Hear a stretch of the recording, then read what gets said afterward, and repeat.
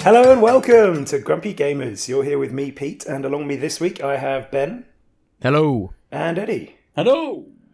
And we're here for 2023, guys. It's our first show of the year. Yeah, you missed something there. You could have said this year I have with me. I don't know. There was something there you could have done. But you didn't. Chance is a fine thing, Eddie, and it's not gone. Yeah. But yeah, we literally just discussed this about how Pete might do something about Happy New Year, but Eddie just said no. Hey, yeah, he's mentioned it. He's mentioned that it's a new year. Exactly. I mean, that's something. He has done that. Yeah. Thank you. Yeah, that's all we need, right? Time marked in the calendar. Everyone now knows we're in January.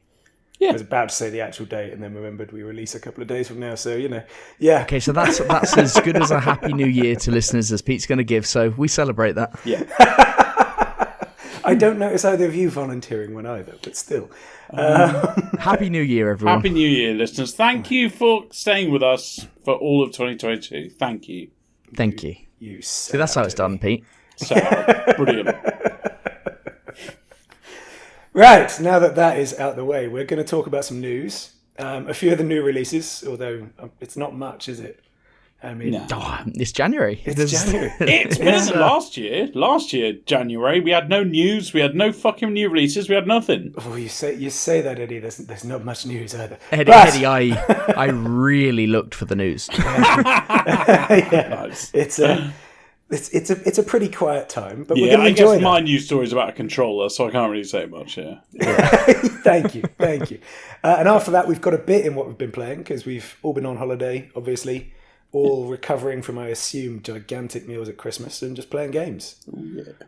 Right? That is the pattern for all of us, isn't it? Yeah. Yep, that's the pattern for every gamer out there, I'm sure. It's the most beautiful time of the year because between Christmas and New Year, it's the only acceptable time in the whole of the yearly calendar where you don't have any responsibility. Yeah. Like work is out. I mean, some people have to work. That's unfortunate. But a lot of people are on holiday and you can just play games.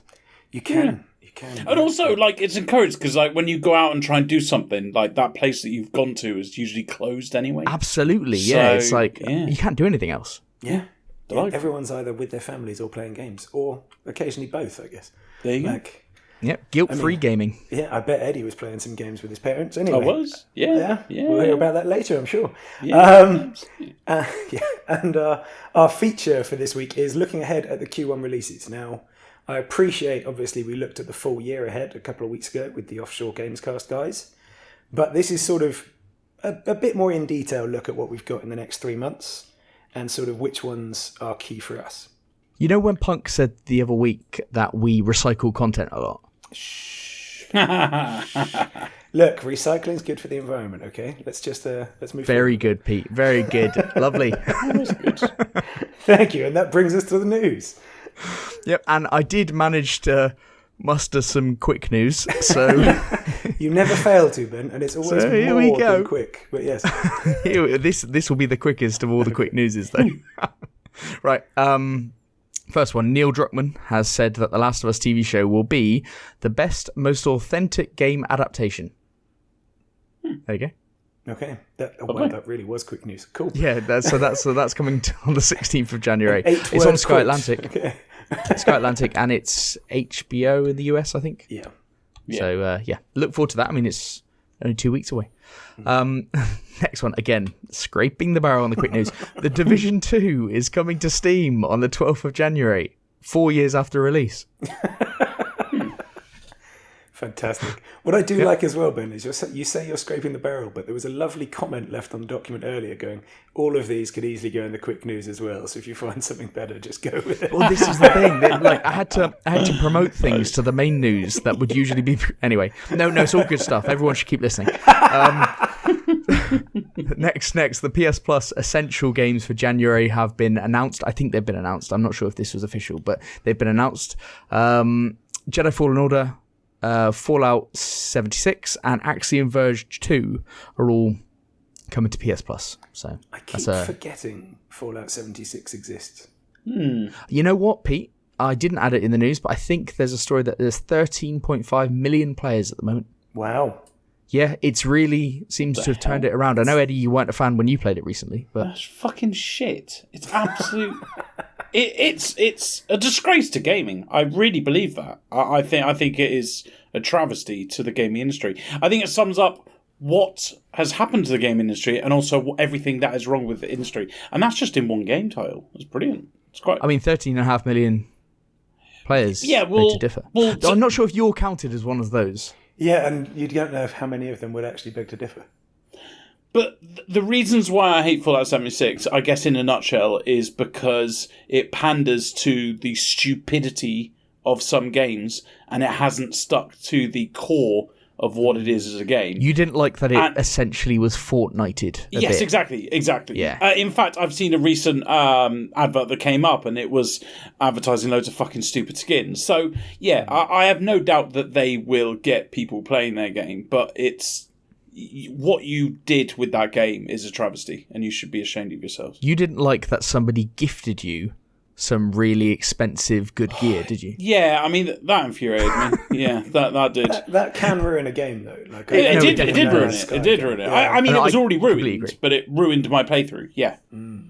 It's just I an completely absolute agree that clusterfuck. can. You can just not take, but it's fine. Yeah, it's fine. All good. Right, move on. Move on from Fallout 76. But Axiom Verge 2 is the one there. That's quite interesting. So check that one out. I think just added in the last couple of weeks, loadout drops have come back into Warzone where you can buy them at buy stations. Big news. And I'm not saying that, Eddie, just because we know it's true. This is actually a full-blown story on Eurogamer. But yeah. No way! Yeah, absolutely. Yeah, and the cost varies depending on how big your squad is. So cheaper for solos and more expensive. Oh, that for makes quads. sense because you remember we saw it like We saw it in quads. And yeah, it was and we 36 saw it was really grand. expensive, and then we saw it think again, and it's- we went, "Oh, it's quite cheap." I think it's 8 or 9 grand roughly. I reckon it's 8 squad because I'm member. pretty sure me and Jack were playing, and it said 16 grand, and we went, "Hang on, I thought it was really expensive." Yeah, And so that it's, must it's have 8 been when grand we were per playing in squad member. quads. Yeah. Right. God, yeah. So that's pretty cool. That's Good back. And because originally it was thought to be a design choice that it wasn't in the game, but they seem to have backtracked because everyone has kind of complained. But there we go. And the last of the quick news is that Stalker 2 has been confirmed as having no plans to come to PlayStation. So we know it's coming to Game Pass. Yes. When hopefully it releases this year. And Xbox have been kind of pushing that it's a big game for them this year. But yeah, confirmed that there are currently no plans for it to come to PlayStation. Good. I mean, isn't it a December release? Sorry, Stalker 2? As in for 2023, Stalker 2 on Steam is down for December. Jesus. No, it's not announced yet. Okay. Well, on Steam, it's already saying it's December, which is one of those. Oh, ones is it? where, That like, is interesting. Yeah, I didn't. As far as I was aware, there was no kind of announced date. Now, Xbox should be having some kind of showcase over the next month or two to kind of showcase the year, and you'd expect a Stalker 2 release date to be mentioned there. If I'm or if I'm wrong and it is actually December, but I don't think it's been confirmed. It's very odd for it to be on Steam saying that. It's It also, is, also yeah. very odd to put December. Like that is a long way away. That could be a placeholder. Just they think it's 2023, and so the developers or whatever just said But they can December. do it without the month. Yeah, Well, let's exactly. see. Yeah, who Let's knows? see. December makes me think it's next year, but let's see. That's perfectly possible. The thing is, like we were discussing the other week, Pete, the whole narrative is, oh, this is a massive year for Xbox, huge year, all these games coming out. As we discussed with the offshore guys, it's like, okay, is it? Well, Starfield, who knows whether that's coming out this year. Hopefully. Stalker 2, maybe. Forza Motorsport, okay, that's great if you like those games. And then there's Redfall, which we don't really know anything about. Okay, cool. Great lineup, boys. It's great. We also said this last year. We said it's going to be a huge year. So we can't just keep on saying it. And we keep saying the same games because they push into the next year. Yeah. Anyway. But yes. Yeah, if 2022 was good, 2023 would have been tragic. So they had to have a tragic year one year. And it But was yeah, still hopefully better all than good, and hopefully 2021. that does come this year. Yeah. Hopefully. Well, that takes us to the main news, doesn't it? It does. That's the end. Yeah, and I suppose the first one to start with here is a bit of an ongoing story in that former Sonic boss Yuji Naka has been formally indicted for insider trading offences. Ah. So we've known this was happening. It's just now been formally done, you know? Prosecutors allege that neither Naka nor Saskai would have invested 144.7 million yen Whoa, that's a huge amount. It does. Of yen. Yeah, this is it. It always sounds huge. I wish I'd checked how much that actually meant. But it's For not. fuck's sake, Pete. Fuck's sake. I know, but I didn't look it up. Soz. Eddie, do the conversion, will you? Go on, Eddie. Do that in the background while you're playing Rimworld. I've got the loudest look it up. keyboard on the planet, though. It's all right. You're excused this time. Let me copy and Not like paste Pete with his mouse. Oh, click, Thank click, you, click, thank you. Yes, I mean yours is just as loud and constant, but sure. No. Hang on. There was one that I was listening to on the way to Brighton that was definitely someone playing a game, Pete. Definitely someone playing a game. I know the sound of a click with a mouse if it's researching or if it's a game. And I don't know what you're talking about. Dirty dog. I don't know what you're talking about. Dirty dog. I have no idea what you're talking about and cannot confirm or deny it. Anyway, yeah, basically they said they wouldn't have invested this amount if they hadn't known Square Enix was about to announce a partnership with a mobile developer. So, yeah, this is actually going ahead. It's being pushed forward. And it's not a good look for someone who has a lot of fans, is it? Oh, we've talked about it, and it's a bit of a fall from grace, isn't it? I mean, with Balan Wonderworld, and everyone felt a bit sorry, I think, after Balan Wonderworld for him. This is a bit of shit. We've said each time. We've said kids in a hot bathhouse at the moment. So. It's we had a go the first time we said that, but it's £900,000. Whoa. Yeah. Okay. Shit. This is obviously not just him. This is also the other guy. So we don't know what figure is confirmed with him, but I don't think it was that much in comparison. Yeah, Christ. That's, Jeez. Not insignificant, but, 144 million yen. You'd think it had to be something. So, yeah. Yeah, well, it's quite significant, and, it's so sad. unfortunate in terms of, someone of that calibre. Yes. Agreed. Oh, well, let's pick up the movie. Come on, pick us up, Eddie. Let's go, baby. Try to pick us up. Sony's £210 DualSense Edge controller will have worse battery life than the original. Ah, fantastic. Picked us right up. Great positivity. Love it, yes. So a Sony spokesman said, the DualSense Edge wireless controller's operating time is moderately shorter than the original DualSense wireless controller. We wanted to strike, and this is brilliant.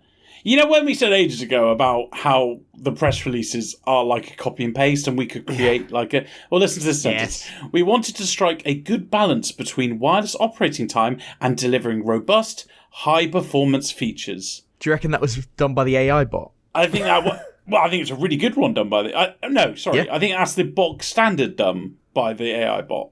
Okay. High performance. That's one of the words, the buzzwords that we had. Insert word here. I don't know, guys. I think that's probably also what someone wrote in an email around Christmas time when they can't be bothered. You know what I mean? Just bosh it out. When you see the word robust, you just don't believe it, do you? Robust is one of those words that nobody can contend with. Yeah. But it's like, what does it mean? It's not quantifiable. You can't. It's a useless word. Yes.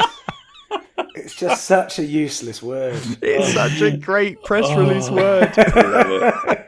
Robust high performance features. God. Eurogamer did point out this shortcoming is noticeably absent from the official PlayStation blog post on the controller. Oh, you mean they didn't put it in the headline? Okay. No, they didn't even put it in the small print. That's what upsets me. Even if it was robust.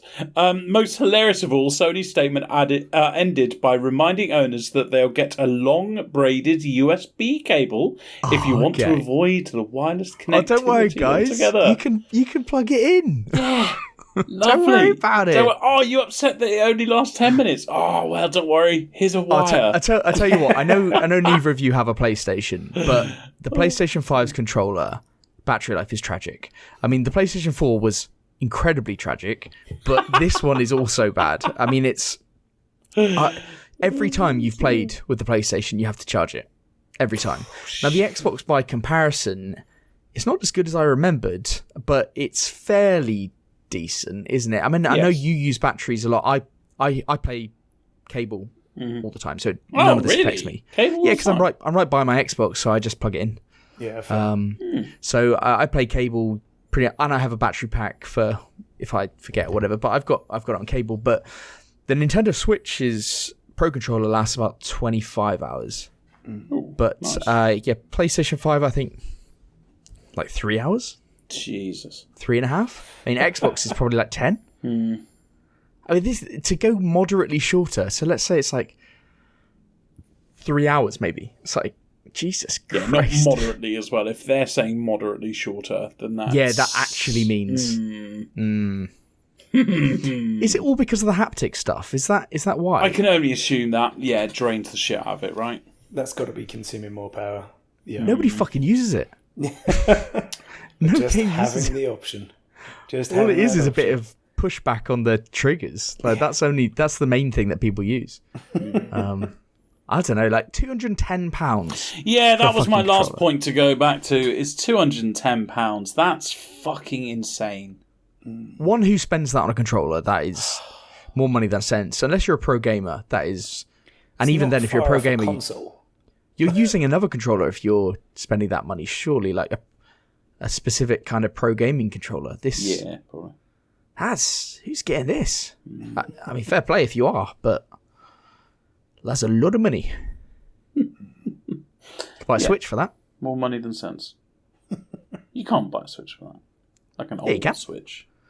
Yeah, you can. All Switches are old now, Eddie. They are. Oh, well played, sir. They bloody are. Right, moving on to that. Nice segue. There are reports that the Switch Pro, that we've talked about quite a bit, was scrapped in favour of a Switch 2. So, according to Digital Foundry, Nintendo was planning to do a mid-gen Switch upgrade, which we and everyone else has called the Switch Pro. However, those plans were ultimately scrapped, and instead they shifted it towards doing a next-gen Switch successor, so Switch 2, let's call it. Digital Foundry said that we shouldn't expect this new Switch in 2023, and that Nintendo is concerned about the launch of that follow-up, given what happened after the massive success of the Wii and the absolutely disastrous kind of launch and then generation of the Wii U. So I think this is a good thing, actually. I think that the Switch Pro rumors kind of dying as a result of this would be a really good thing. I think that as a Nintendo fan, most people will just want a next gen Switch. I just hope with the, as they mentioned with the Wii to the Wii U there, if they just don't Nintendo it too much, if they just don't think about it too much and they go, we're just going to do a Switch, but it's just going to be bigger and better, then that would be fantastic. It's if they try and go all Nintendo about it and fucking put some new gimmick in or something, that's when it all come crashing down. But I think at this point, people just want a better Switch, because the gulf between the Switch and the current hardware, the PS5 and the Xbox Series consoles, is too large now that third parties aren't putting decent ports natively on the Switch, because it's too much. And we've seen the Steam Deck. I know if people were calling it the Switch killer to start with, it's not the Switch killer, but it certainly shows what a handheld can do.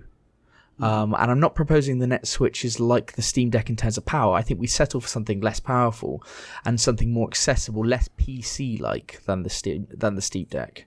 But it is certainly something that will be compared to, won't it? I mean, if the Switch 2 comes out, you're definitely going to be looking at comparisons to the Steam Deck specs, aren't you?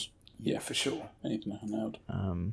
But I mean, the Switch is looking very dated now. And unless there's a particular game, I used to play everything on the Switch. We remember anything that was on every console, anything that I could get on the Switch, I'd get on the Switch. But now, I pretty much exclusively play handheld on Steam Deck. I don't really touch the Switch anymore. Ooh. Yeah. What would it? There's the thing. Would just a new Switch immediately flip that back for you, or are there other elements to the Steam Deck that will keep you with it? The thing is with the Steam Deck, you can play such a large, you can play so many games natively. It's powerful enough to do so. Two, developers are getting behind like the settings, wanting it to be Steam Deck verified is a big thing.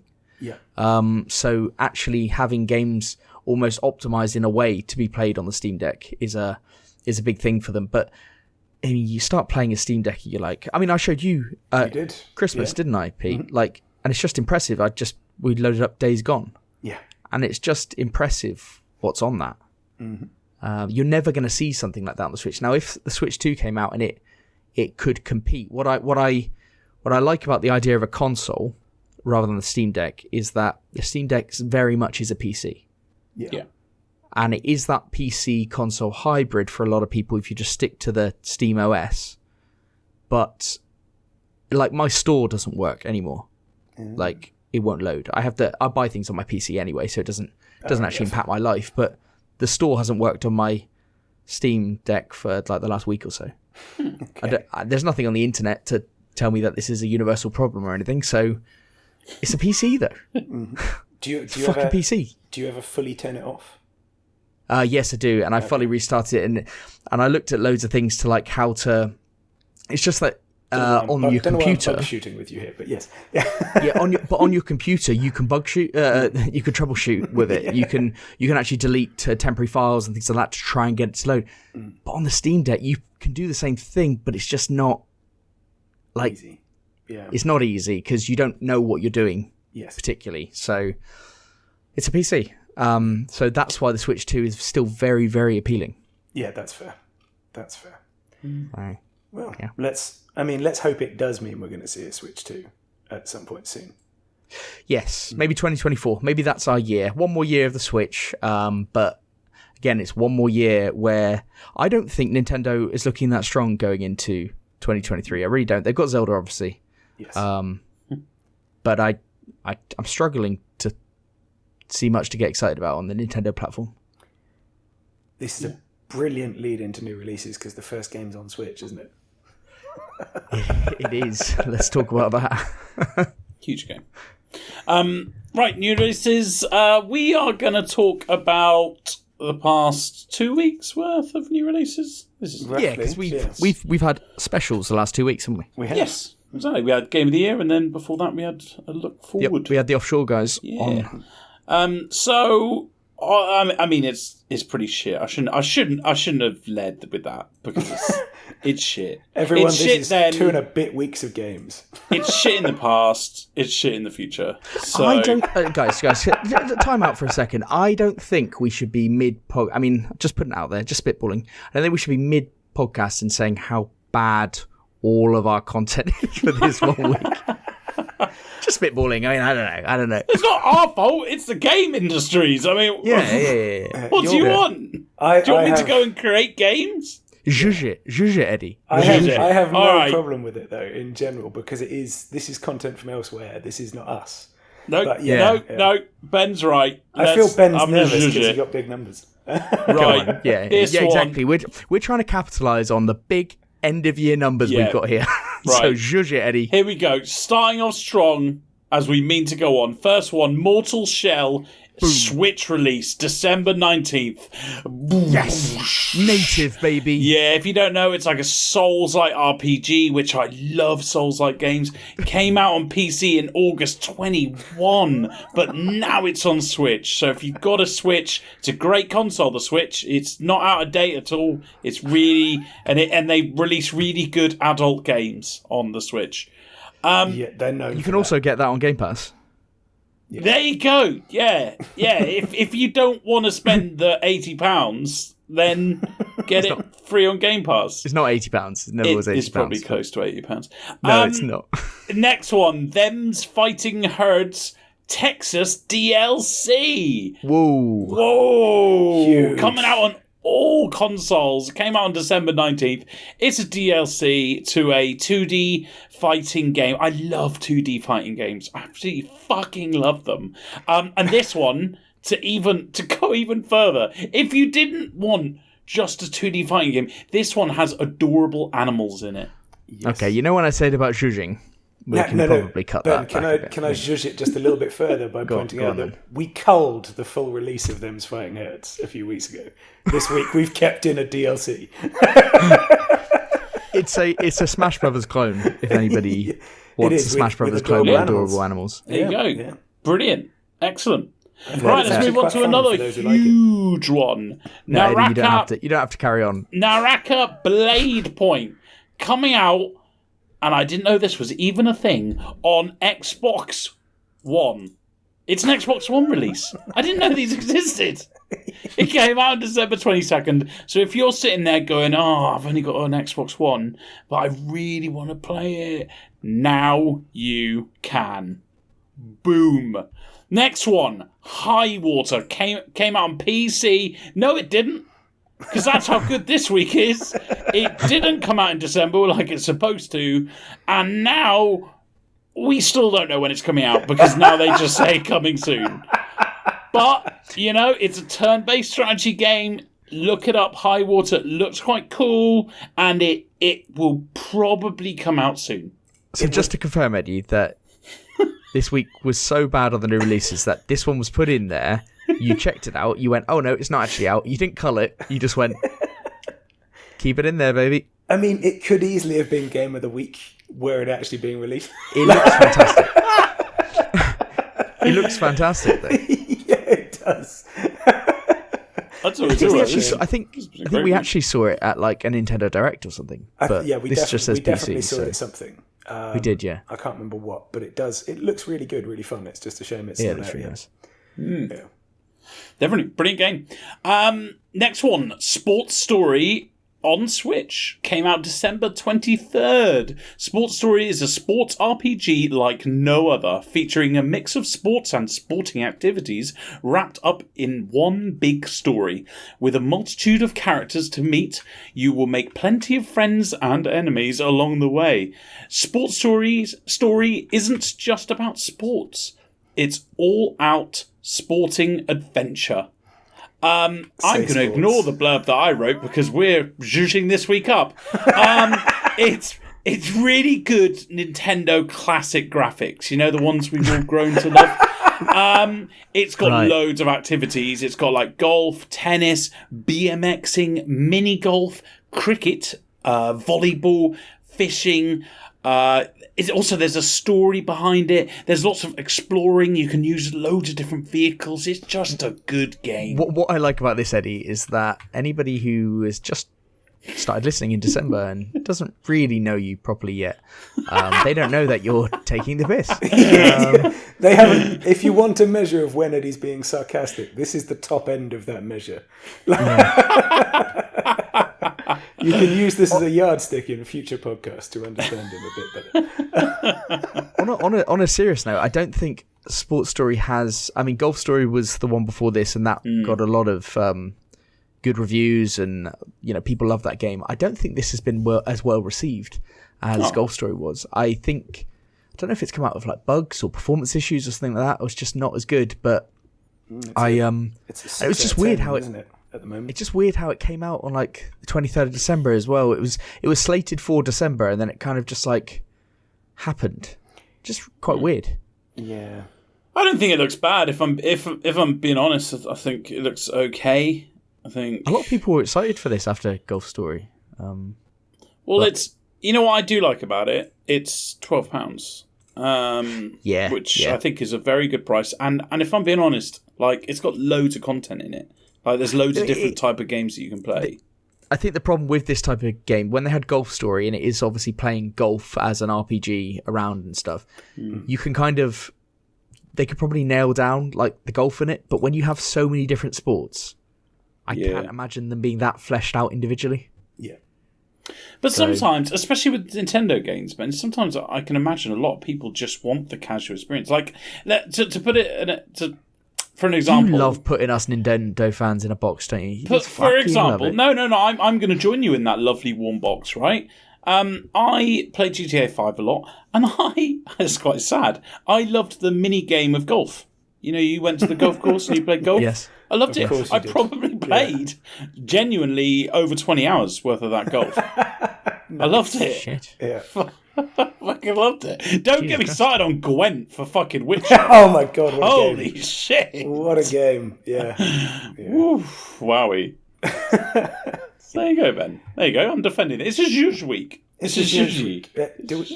Are you also zhuzhing the early January ones? Of course. Before you do, I did want to point out I had to stretch the net an extra day just to get us to 3.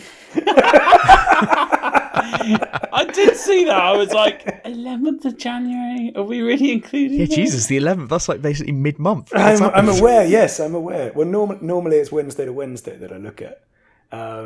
That's fair. As in, but you cut out the one you've just done. But this time I had to stretch just a little bit more, just a tiny bit more. That's fine, Pete, but can I please ask you don't include it in next week's? Because I know you'll forget.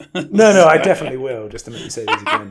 They're that good, you'll want to repeat them. Yeah, you know what? Next week we can have my honest opinion instead of this judginess that I have to do. Right, coming out January 10th is Flash Party, coming out on PC. The Stardust Warriors is an overall update to this fun-loving and exciting fighting party. Flash Party is a multi-platform fighting game that is free to play, with online and offline matches to choose from, various modes, themed seasons, and competitive pinnacle arena. And you know I love these listeners, it's a 2D fighting game. And, to make things better, it's really, really cartoony. Really cartoony. Is this the Smash Brothers clone, actually? Were they... This is... No, the other one is as well. It's just with animals. This one is much more cloney. Yeah, this is like cartoony people. Clone. Yeah. And they're all cute and... God, there's so many fucking Smash clones, aren't there? Jesus. Yeah, I mean, the other one... Yeah, they are basically both clones. This is just the more clone of the two. I can't believe that Multiverses came out and it was an actual Smash clone and it won loads of awards and everyone fucking loves it. And you're like, if you made Smash Brothers, you'd be like, hang on a sec. Is this okay? Got to make another one quicker, that's all. And Multiverses is free as well, so I don't know whether these are charging for money, but whatever. Yeah, well, there you go. Let's move on to Children... Early access as well, sorry. Children of Silent Town. You know what I don't like about that? I guess it would be 1T, wouldn't it? That it's not Town. 2 words and it's not town as the second word. And town, so it's almost like Silent Town. Silent Tone. Or maybe Silent Tone. Silent Tone. Silent Tone. Yeah. Silent Tone. I think because of the way they've spelt that, we have to call it Silent Tone. Yes. Silent Tone. Children of Silent Tone. They've done it to themselves. Coming on PC, Xboxes, PlayStation and Switch, January 11th. Children of Silent Town is a dark... I'm even going worse now. Is a dark adventure game that tells the story of Lucky, a girl growing up in a village deep in a forest inhabited by monsters. People disappearing is nothing uncommon here, but this time, Luki is old enough to investigate her own, or so she thinks. Are you intentionally mispronouncing Are you doing Lucy? that on purpose? Yes! I thought you They were. should call it Children of Silent Tone then, should they? I assumed you were, but then I thought he has done this before. I almost went Previous. Lucky, and I was like, no, because then they'll think I'm being serious. I was like, Assume Luki. nothing with Eddie. Assume nothing. That was the thing. I'm like, he stumbled at strange points before. I should probably check. I mean, we're looking at this written down. For listeners, the girl's name is Lucy. Yes, but... yeah. Well, that's debatable. You don't know it's spelled like that. This is a point-and-click puzzle adventure game, which I really like. I like these kind of games. I actually like, and this is actually being serious now, I actually quite like the hand-drawn art style that it has here. It has got a very cool art style. I think it looks really nice, yeah. Yeah. It's kind of a bit Nightmare Before Christmas-y. Yes, I think Tim that's Burton fair, style, yeah. isn't it? Tim Burton. Cartoony, Tim Burton style. And Don't Starve kind of vibes as well. Yeah. But yeah, it's looks really cool. It does, yeah. Very much so. I think I like it. Cool. Good. There you go.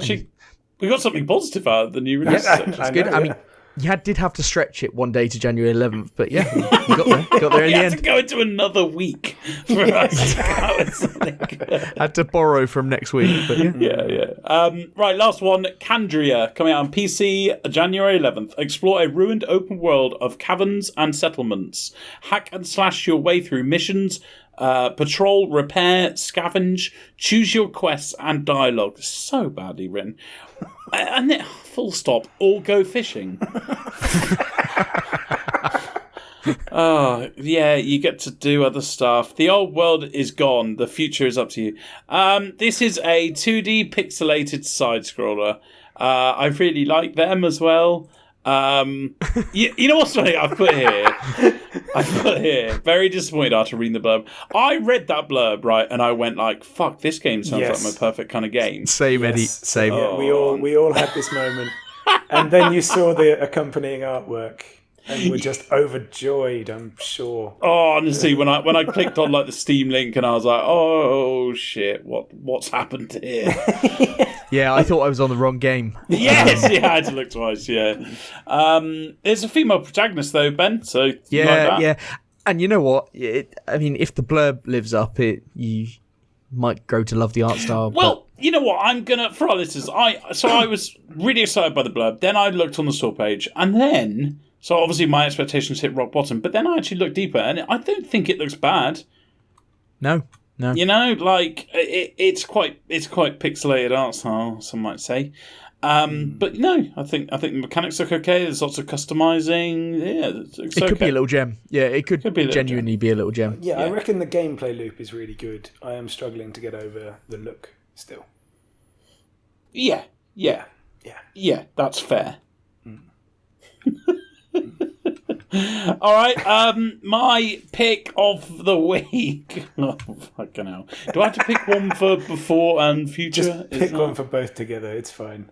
That isn't High Water, which please pick High Water. I'm going to go with Candria. Yeah, but that's the problem. High Water's looks okay. Like, no, High Water looks good. Children of Silent Own looks good as well. And Candria. Yeah. I'm going to pick for games past Sports Story. And games present, Candria. Games of Christmas past. Games of Christmas past, Sports Story. Only because I reckon I would, if I had that, I'd probably play shit tons of it, just casually. Even though it's got glorious Nintendo graphics, Eddie. I mean, it was slim pickings. What else did you want? Mortal's Shell, the Switch release? Or maybe them DLC. Fighting Herds DLC? Eddie, it's the Texas DLC. Yeah. Texas DLC. Texas being a character, by the way, not about the area. Oh right. Okay. Well, there we go. Yeah. Right, I thought it could just be animals native to. There may be more Sandy, to it. All Texas. I know is that could be. That's Texas. Quite clever. Or maybe I should have picked the Xbox One release. Who is releasing something on Xbox One? I don't get that. A year and a half after. It's on Game Pass, I think. A year and a half after. Are that many people just screaming for the Xbox One release? I think it's on Game Pass. Is it not? I don't give a fuck, man. Do you reckon that's just something they've had the intern working on in the background for a while? Yeah, they finally just fucking get on with it. Oh, fuck's sake. Yeah, so it's been a good few weeks, guys. It has. Well, and I suppose we should probably talk about what we've been playing in those few weeks instead. Let's hope it's better than the fucking new releases. Well, it will be. It will be because we've had time. We've had genuine time to play games. And Pete, for once, you're going to be talking about a game rather than saying I didn't play anything.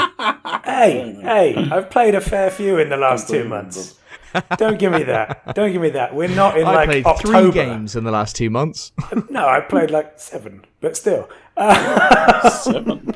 That was I love probably that you just randomly came up with a number in your head that isn't disputable. Yeah. Like, who knows how many games they've played in the last... No, I literally had to think of which ones I still had to play for Game of the Year. That's where that came from. Which ones I was able to and still needed to play. Sure. That is how I know that number, Ben. And to be fair, I have still mostly been playing Warhammer 3 just to help you out there. But I know. We were talking the other day and Pete was like, oh, right, yeah, we'll talk about this on the podcast. I might start that game over there. But today's a Warhammer 3 day. I was like, yes, you don't need to tell me that. I assume every day is a Warhammer 3 day. Well, hey, you just need to tell me which days aren't Warhammer 3 days. Hey, it could have been Stellaris or Rimworld. You know what? If we're all bring out truth time, I have played so much recently of loads of games that I've got a back catalogue of games to talk about, and I'm just going to revisit them each week. And because of that, I have actually started playing Total War 3 Kingdoms again. Oh, I, because of that. I know. Ben gave me a little telling off last time for just playing it week in, week out for But fucking now 2 you've months. bought yourself time. Well I have. played. I've bought myself time so I can actually play games that I enjoy playing, Yeah, which I without Ben know trying Ben to- hates. Without But Ben So trying to now, schedule a listeners, performance when review. you know Eddie says, "Oh, this week I've been playing relentlessly this one game," you just know it's all a lie. no, It's just all a Ben. Because fucking what lie. I'm going to do is I'm going to, like, a few days before, the weekend before the podcast, I will play it for that weekend. Not only to remind myself of the things that I've written down in my notepad, but also just to play it, just to be like, oh, this is all right. Sure.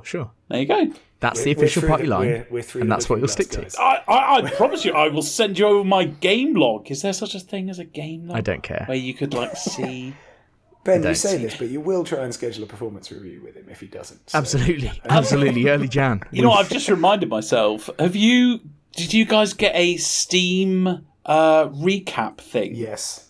Did Yeah. you? Yeah, I got one of them. For our listeners, if you have Steam, I think there's I don't know, you'll have to look up how, but you can get like a throwback to 2022 and you can see all the games you played, you can see how many hours of each game, you can see at what parts of the year did you play certain games and all these stuff. I was very sad to see that.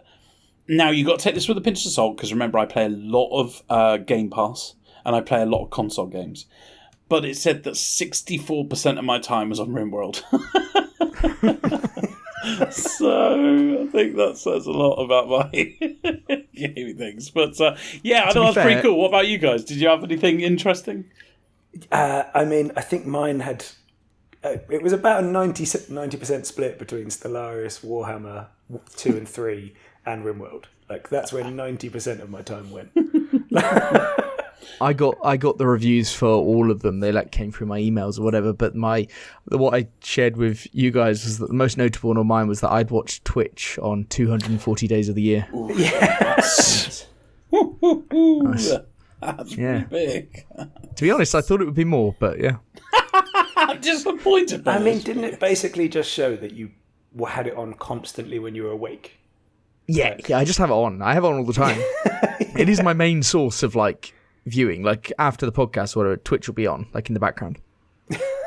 Is it on in the background even as we're doing this? No, because my internet isn't good enough to Of course. to be Yeah, doing yeah, all the yeah, multiple of things. course. Yeah. Got to think of the podcast. So Gotta think of the podcast. That's your slogan. Yes, anyway, on to what we've been playing, and I wanted to take a moment to talk about Pentiment again. yes, Because I had intended Didn't do very well at Game of the Year. to add more detail at Game of the Year, because we I were going to go into it, Pete. We were going to. Punk was so disappointed. all three of Loved us have that put game. so much time into that and enjoyed it, and then Eddie just violated it instantly. But An absolute, like the villain yes, like the villain. Yeah, which was came in. why we all got to enjoy watching Kirk get rid of his favourite game slightly later.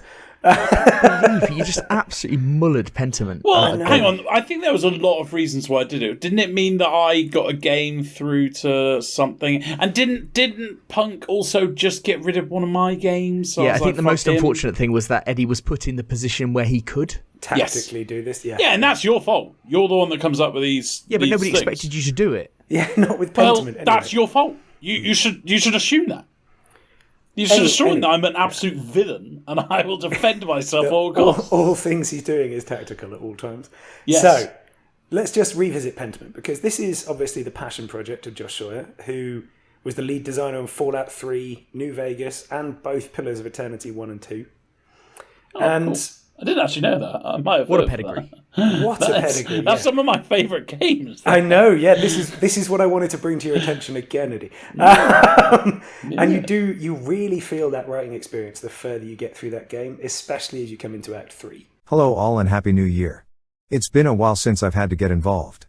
Pete now says a mild game spoiler, because he has a blatant disregard for your feelings. It's who he is and can't be helped. If you're concerned, skip around 60 seconds. Obviously, we don't want to give spoilers away, but as the scene starts changing in the third act and twists start rolling out, you do see just how well put together the storyline is. And I don't know about you, Ben, but I just really enjoyed the way it came together. I found it a bit odd when you switch characters, but yeah. I mean, is that a spoiler? A small one, yeah. Yeah, like, maybe. But it's why I'm not we- saying any names. No Switch more characters. spoilers. We'll Yeah. keep it very spoiler free. But although Pete just never mind. Not going to edit that. But yeah, that's not. Yeah, fine. That's thrown me right off. It was a. So when I started this game, I kind of wanted to play this game, but then I thought, you know what? It seems like a hell of a. It doesn't seem like a me game. Yes. Yeah. A lot of reading involved, a lot of kind of piecing things together. I generally don't like games that revolve purely around dialogue. There are some games which I've loved kind of with that. And the thing that swung it for me was that somebody said A Night in the Woods and Oxenfree, people who liked those games. Yeah. You might like this. And I was like, okay, loved those games, so I'm in. And the fact that it came with such the pedigree behind it, the development kind of pedigree, you kind of had to go. First couple of hours I heard was quite slow, but I loved the first couple of hours. It really sold it to me. You know, I thought as long as you go into it casually, I think this is the main thing. You go in with it casually, and we were under a bit of pressure because I wanted to play it for Game of the Year because I assumed it would go Late far. into the Punk game. wanted Yeah. it in. Pete, you had started playing it and wanted it in. So Eddie, you also played it as well. I was like, okay, right, need to play and need to complete this game. And I did find that the the first 2/3 of the game I thought were really, really excellent. A little bit of pacing issues at times, but really excellent. I do think that this game struggles with its pacing overall.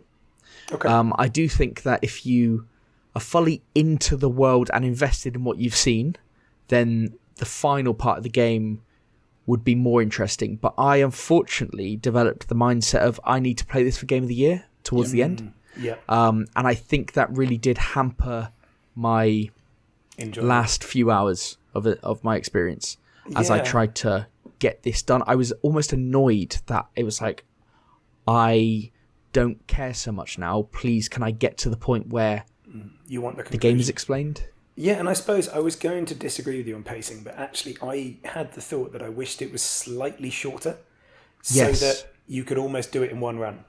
You know what I mean? Yes. You could bash it over a weekend, which you still can, but it just feels slightly too long for that. I agree. I think it's slightly too long. I think the end of the game is slightly too drawn out. Yes, but it is very captivating while it's got you. And I also wanted to add, one of the best things about it for me is the way they did the UI. Like, leaning so heavily into the manuscript style is not something I would have suggested to anyone up front. But it really works with this link between the map, the journals, and the actual world you're traversing. I thought that worked really well. What do you reckon, Pete? If I said voice acting to you, do you think that would be good or bad for this game?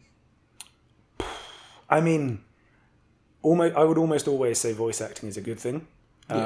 Almost always. I think this game is one that doesn't suffer for its absence, but I still think it would be better with it. Do you know what I mean? Because it makes you really kind of pay more attention to how things are written, the fonts that are used, well, this was all of that type of stuff.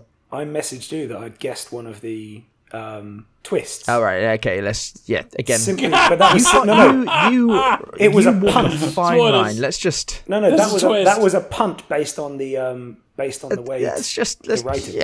Pump the brakes. The everything plays a part. Joel dies.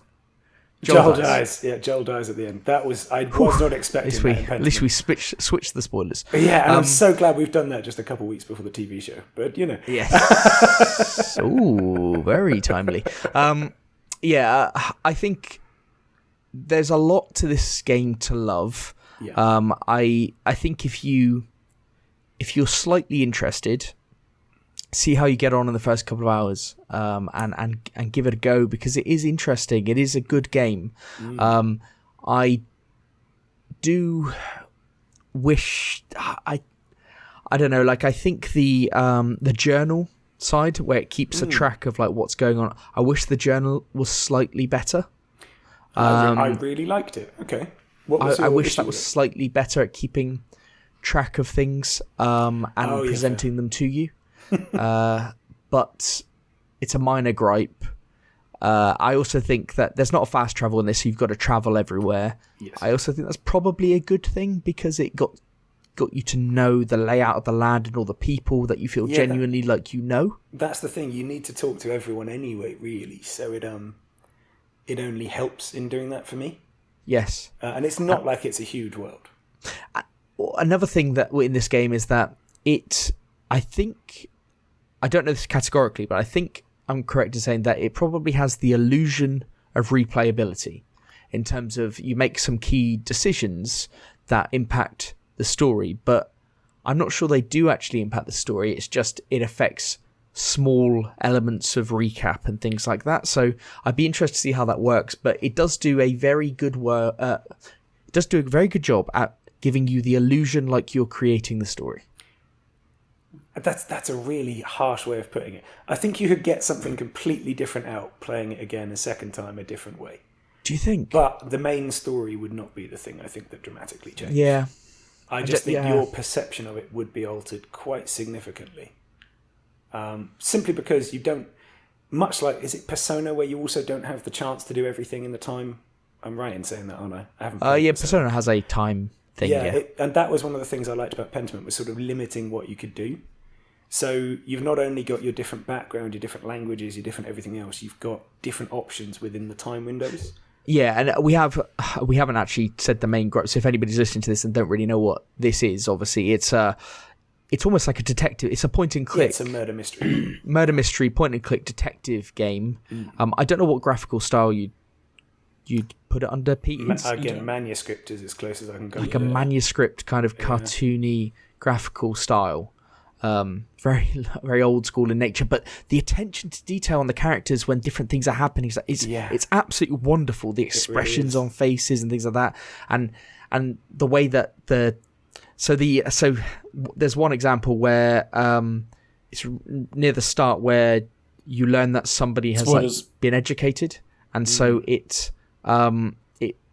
start writing in a particular font, and then it scrubs that out and writes it in a more like calligraphy based font or whatever to indicate that they're actually educated. It's things like that. It's just really quite cool how it does it. Yeah, and even when I think in Act 2, one person speaks 2 different languages and it changes the font styles again. Yeah, fantastic. It's really well done. And the one thing I did think, in contrast to you on the journal, is I loved the way it carried the little links within the conversations. You could go back to characters if you'd forgotten them as they were spoken about. Yeah. I thought that did help quite a lot. Characters, places, etc.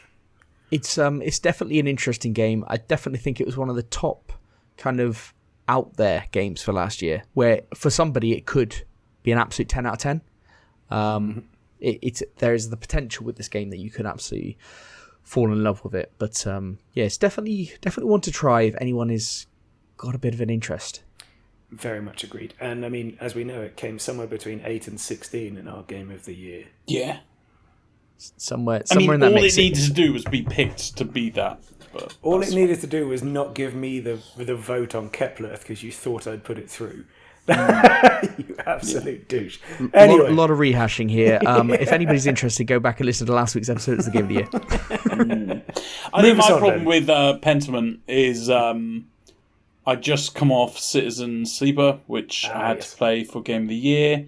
I was hitting my limit of reading for the day, and I was very much playing it as in you need to quickly get this done for game of the year.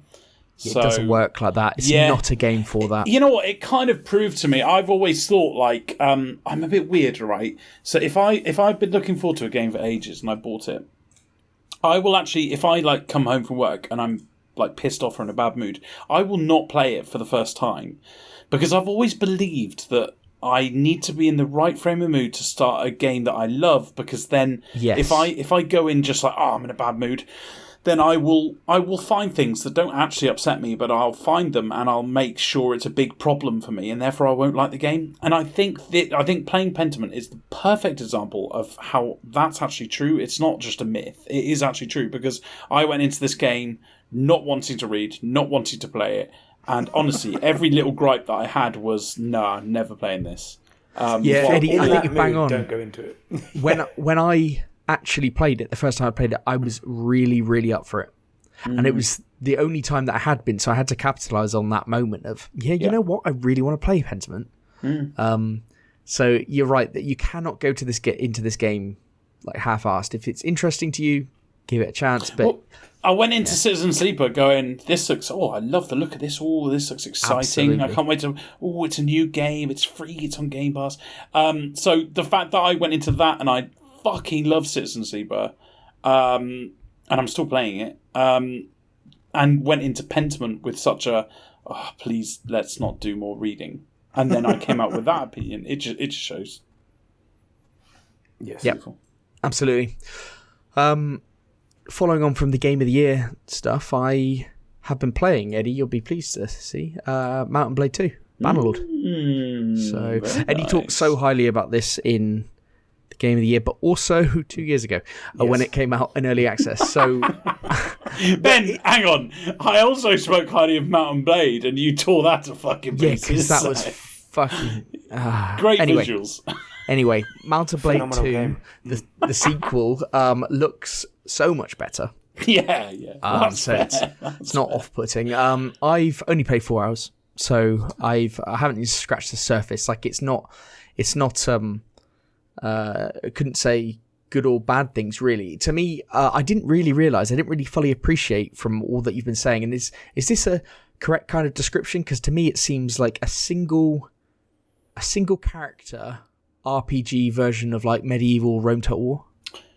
Yeah, I guess that's fair enough. Yeah, that's kind of how it's it more the feels. RPG elements of it, but yeah, definitely. Yeah, it's all the RPG stuff of a single player experience. Like you are one character, but in that kind of medieval or Rome Total War kind of setup. Yeah, that's fair. So, and as soon as I saw that, and because I watched a few reviews before actually picking up, because I was like, all right, let's actually check this one out properly. And it seemed right up my street. And I also got a Steam Deck because I'd seen a lot of people saying that it worked really well on Steam Deck and could handle like 500 to 1,000 people on each side, battles and stuff like that. So it was working really well. And the fact that it's got a console release, and that's why it was in our Game of the Year, now there's a whole controller schematic and everything. So it works really well, and it's not like I'm figuring out the inputs. It's actually on screen. It tells me the right inputs and stuff. So that was something that was quite appealing. The only thing that I kind of want to just pick your brains a little bit would be, I played the first 4 hours or so. I like the combat stuff, love all that. There's a lot of stuff stopping me from doing combat stuff. A lot of the start of the game, is it a bit slow? Is the start of the game, is it supposed to be a bit slow? Well, I guess so, yeah, because it's funny. It starts off like a completely different game than what it actually is. Yeah. Because you start off with no men, so you spend most of your time running away. You spend a lot of time earning coin. I'm sorry to call it that. Because then you need to build up your troops. You need to get better equipment and such. And it carries on like that. However, once you've got your party and you've got your coin, it's a completely different game, and you don't really lose your coin because the battles you do earn you more coin, and because you've got a good army, you don't really lose, and you pick your battles properly, and you never will lose. So it starts off, for me, it starts off as a trading game because I love trading to get my money, but then it becomes very much I guess a total war game where you're managing your troops and formations and stuff. This is it. This is exactly how I feel, because what I'm seeing right now is I don't believe this is the game. I'm enjoying the possibility of the potential of it. I'm just actually waiting for the game. So there's a part early on where essentially you have to build up your renown and money stores and things like that, and to do the thing where it says like you've rebuilt your clan, and then you rescue your siblings that were kind of kidnapped, and then I think the game kind of starts. Yeah, I think to get, because how many you're limited by even how many people. You're always limited by how many people you can have in your party. But I think until you reach like Clan 3, you can't even get an army big enough to rival other lords. Yeah. So because I made one thing, I was like, this is quite slow, right? I need to just take down this village. I went right to the edge of the map. I went, okay, this is quite a small faction, relatively speaking. So they weren't just let's take down this village. And I died when trying to take the village, and I was like, oh, okay, well, let's just play the story. Ben, I think just to give quick advice and before our listeners switch off because it just sounds like two people helping each other out on Banlord. Where I think it's Clan 2 where you can become a mercenary for a king. Right, okay. So that's the best thing because not only do you follow like powerful lords around and then jump in the battles that they're fighting because you can't kill anyone yourself, that's the best way to get money and renowned. And then when you get to level 3, that's I think when you can actually join a kingdom. Perfect. Okay, so I think I'm at that too because I've got my clan back. I've done the first thing. I think I need to just progress the story a bit more. So I'll let you know. Yeah, it's kind of all about really sticking to a king at the early stages. If you're really fucking good at the game, you can go straight into being a king, but that's difficult. So well, in summary, like I think a lot of console gamers especially won't really know much about this game. Obviously Mount and Blade came to Game Pass eventually. Mount and Blade 2 has now just got its full console release. It looks pretty good. There are things with it which I think what the fuck where you like the NPCs, a lot of them just look exactly the same. It just looks a fucking and they look an absolute mess. Like they look a disaster. The facial animations are embarrassing. But that's not what the game is. The game is all about mechanics and stuff like that. The battles themselves, it does a fantastic thing of making you feel like a very vulnerable person on the battlefield. Yeah, exactly. Yeah, if you can't hit someone with a spear, you're definitely vulnerable, Ben. Yeah, it's hard to hit people. It's hard to do it. So I'm enjoying it. I think it's good, and I'm glad I bought it. I bought it for £26. It was on the Steam sale. I think it's 30% off. Lovely. And I know I wanted something for Steam Deck, and this is serving that purpose. I think it's cool. Yeah, lovely job. Excellent. Eddie, do you ever notice just how much of an obsession Ben has with character models? You know what I think to myself, Ben, and this might help you, is the better detailed the person's face is, the least amount of people you can have in that fight. And there's nothing greater in Banlord when you're in an army and you come across another army and it's literally fucking hundreds of people everywhere. There's cavalry charging. Just think if it was really detailed, you'd probably only have like 100 on 100.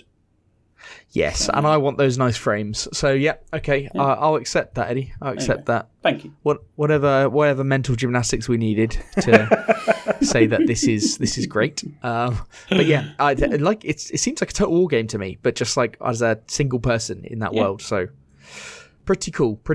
Yeah, that's kind of exactly what it is, and it's even cool when you go into armies, Ben, with like your king and stuff. If you're shit, you won't be in charge of any men, but he might give you like the right side of cavalry, and you're only in charge of those like 20 cavalry members. Because I think this could be awful messy if I was in control of a whole thing. I mean, at the moment I've got like 40 men. Yeah, it can get. And it's already madness. I just tell them to charge. Just all of them, including the archers. I either go follow me or charge because we're only against like 20 people. So it's like, right, okay, how hard can it be? Right, fine. Anyway, right, move us on. I'll go next. Forza Horizon 5 I have been playing. Wow, you're really dipping into a backlog here.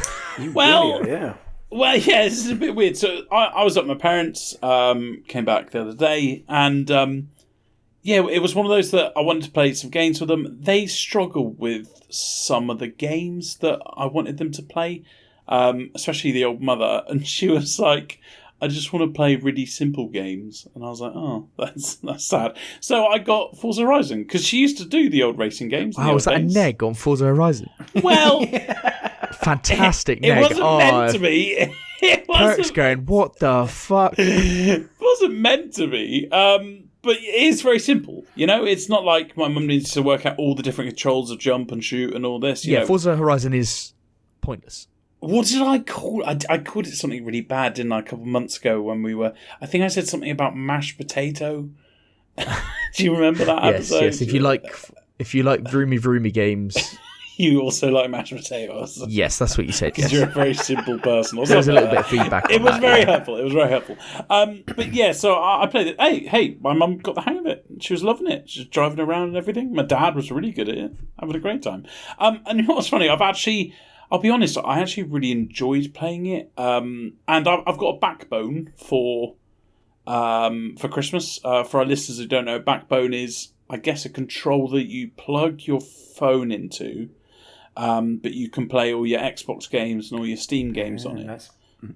So it's not like a Switch; it's like a proper thing. Right. Okay. That's a So weird yeah, comment. I've but been fine. on my sofa and I've been like, "What's a nice simple game?" There you go, Forza out, and I'm having a great time. If I'm being honest. I really enjoyed it for when I played it, but it is ultimately pointless. It's just like fucking just doing random shit. I don't know. About that. Yeah. Well, I'm glad you've got to literally my last point of my whole thing about this. I mean, I was going to go like, it looks gorgeous. I don't like this. I do like that. But the problem I have with it is there is no point to it. I have played this before, and I believe I came to the same consensus. But I mean, is there? And this is why I'm talking about this game. I love the visuals. I like a lot about it. I don't like that races seem to be matched to your car. That really pissed me off when I discovered I don't get that either, because it's like, what's the point in getting a better car? What's the point? What is the fucking point? Why don't I just... You know what's funny, Ben, is the way I found this out was I entered a race and I think I came second or whatever, and then Mum was like, oh, can we buy a nice car? So we bought a fucking pink Beetle, I think it was. And then we entered the same race, and I was like, because this will be hilarious, let Mum go up against those supercars. And they're all shitty cars. Yeah, it's kind of like a handicap system, and it's like, well, why am I doing anything Why am in this I game? buying Like, these expensive cars then? It's the same thing with like Gran Turismo and stuff, where you're trying to get a car which is like level A or something to enter this rate, but you're trying to get one, you're trying to customize it so it's at the top of that range, so it's better than the... It's just like, hang on a sec, this is just a bit of a fucking nonsense, isn't it? Yeah, and it I don't know how people, after that fact... Well, you know what Kirk did say ages ago, and I'm going to bring this up, is he said... Forza's not that kind of game, and Forza's a game where you just enjoy that you're enjoying it. And yeah, the problem Forza is, Horizon is that. He said that, yeah. And the problem is I can't play this game and go like, oh, that's all right, because I'm enjoying going left and right and a bit of wheel spin. I can't do that. So I need a recommendation about a racing game, because you know what's annoying is I'm really enjoying the racing, but I hate that when you come out of a race you just come first. There's fucking nothing. Like there's no... I think, Eddie, I think, man, it's going to be Forza Motorsport, which is supposedly coming out this year on Game Pass. And you think that's going to be the answer to all my problems? I think it... I'm not sure it will be, because it still will probably have that thing that Gran Turismo has, where it's like you're trying to get a car and customize it so it's slightly better and still allowable and all this kind of bullshit, but we'll have to see. Yeah, okay. Well, I might get... There's another Forza on Game Pass. Is it Forza Motorsport 4 or something? Is it? Oh, is that on Game Pass? I think there's something else on Game Pass, which I was holding There's off Forza until this Horizon podcast. 4 is on there. I think they're up to like Motorsport 7 or 8 or something. So Right. Oh, right. Okay. I don't know if Forza Horizon 4 is on there. I'm not sure if Motorsport is still on Game Pass. But Yeah. Yeah. But I also played Flight Simulator with my parents. I mean, I didn't let them play, because have you tried playing that fucking game? impossible. It's hard, so isn't hard. it, Ben? It's so fucking couldn't hard. believe you know what, Ben? My very first time I took off the plane, I was playing it like it was, I don't know, a fucking Battlefield 2042 plane, and I just pulled up, tried to turn left, and it went stalling, and I crashed immediately. I was like, "What the fuck just happened?" There's a reason it's a fucking flight sim. Like it's proper. Oh like you my can. I God, think you can have it. Like I think if you've actually got a proper like setup, it's proper like realistic. Oh, okay. Well, there you go. It was actually good fun to play. We flew over. We did what we all do when we load up the game: is find our house and fly over it. Which is Said my house was red. Oh, my parents were so good that it even had the extension they got built out 2 years ago. Oh, that's awesome. How cool's that? It's fucking brilliant. But anyway, we get into other things. You know what? Also, we played, and Pete, you'll be very happy. Is Hollow Knight. Excellent choice. Yeah, That's not a game for your parents, though. well, I'm surprised but happy. I shit you not. The very first bit of the very first area where all you need to do is jump up, I think 5 times. Me and my dad watched my mum try and tackle that place for over 20 minutes. Over 20 minutes. And you know what I know what you're thinking, like, oh, it was probably only like 5 minutes. No, it was 20 minutes. After 10 minutes, I looked at my dad and went, this is not okay. We need to do something about this. No, just let me learn, Christopher. Why do you always have to be like this? 20 minutes of that. Holy shit. But yeah, you know what? We actually got through it a bit. Sure, I took the control off our hands a few times, but it's actually a delightful little game, isn't it? It's very game. You know what? It's very dark. Yes. It's a lot darker than I thought it would be by your two descriptions of the game. Oh no, it's dark, yeah, and it's difficult, and it's a fucking Metroidvania, which is. It's a Souls. I don't really enjoy them. It's a great combo. I don't usually enjoy them, so yeah. Souls-like Metroidvania, rough. You picked a really nice, easy game for your parents to get into. Yeah, it's definitely a rough ride. I didn't even let them touch Flight Simulator. So. What you should have got them to play, Eddie, is a very quite simple game. Really, really simple. And that is Vampire Survivors. Very good. Because segment. I've played quite a bit of this over Christmas. It's really simple. It's very simple. It was on so many Game of the Year lists that I had to try it properly. I did actually try it when it originally came out, like in January or February or something.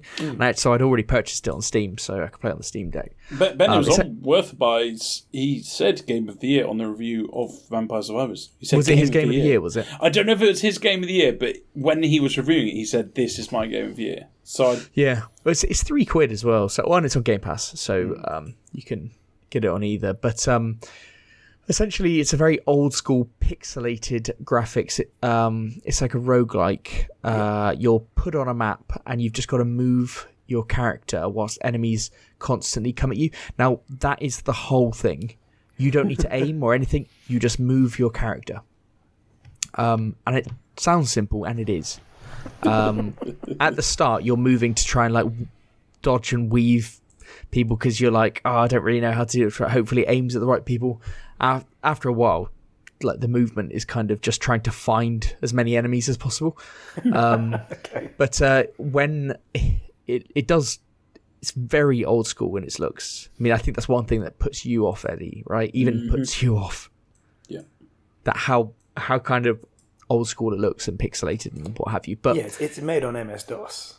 Yes, it's not a good looker. Essentially, you kill enemies.